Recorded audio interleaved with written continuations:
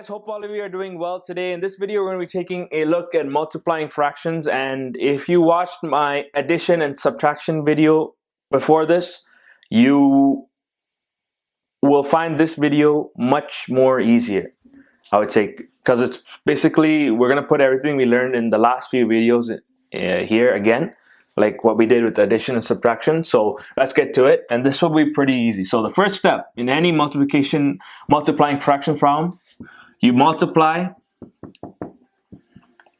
numerators separately. And also one more thing I forgot to say in the addition and subtraction video, it doesn't have to be adding or subtracting or multiplying two or dividing two fractions. Sorry, adding, subtracting, and multiplying, because dividing is a bit different. 1 over 2, it can be 3 fractions or even more. So the same rule, the same method that we are going to use to calculate all of these operations apply no matter the number of fractions we're dealing with. It could be, since I only used 2 in my last video, but it could be 3 or more, sometimes more fractions. So it's the same method. Division, however, it would most likely in your test it would be 2, because there's a new method that we have to do. I'll show that to you in the next video. I just wanted to make it clear that it doesn't always have to be 2, adding 2, subtracting 2. The same method applies for all, even if you have to add or subtract 4 fractions to get your answer. But most likely you won't get that on a test. You might get up to 3 maximum. But I just wanted to make that clear in the video. So multiply numerator separately, multiply denominator separately,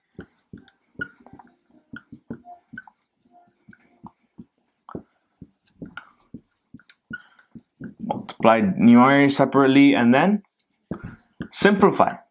So remember, always at the end of any fraction question, simplify if you can.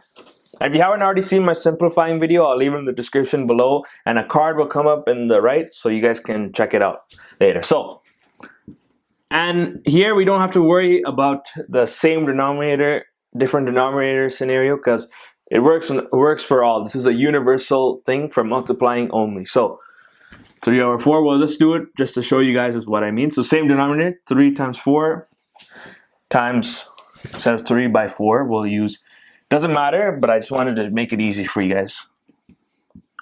So 3 times 1, so multiply numerator separately. So 3 times 1, multiply denominator separately, 4 times 4. 3 times 1, 3, 4 times 4, 16. Can we simplify? Are there any common factors between? So 3 is a prime. 3 is a thing, and we have a few factors here, but the only one that will work is 1. So we can't simplify further, because 1 and 3 is not a factor of 16. Because there will be a remainder if you divide 16 divided by 3. So 3 divided by 1 is 3, 16 divided by 1. So we can't simplify it further. So 3 over 16 would be our product for this fraction. So same denominator, this method, we don't have to, it's not the same denominator. So see how we have to multiply the denominators? Because sometimes people will confuse the addition method and leave the denominator same, and then say 3, and say this would be 3 over 4. But that doesn't work, because you're multiplying 3 over 4 times a quarter. So that wouldn't give you 3 over 4, right? It would be 3 over 4 times 1 would give you, but you have 1/4. So it doesn't make sense. So see, it doesn't make sense. So that's why we use this method. It doesn't have to be, and also this method works for different denominators. I'll show you right now.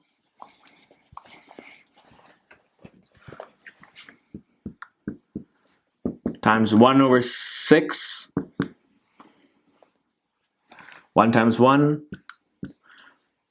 1 times 1 is 1, so we multiply the numerator separately. 8 times 6 is 48, so 1 over 48.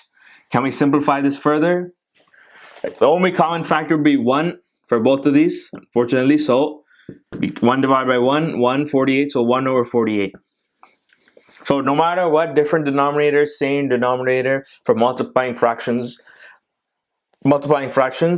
this is the way we would do it for regardless of whatever scenario or whatever kind of question you get, whether it be same denominators, multiplying same denominators, or with multiplying different denominators. So this is how we multiply fractions.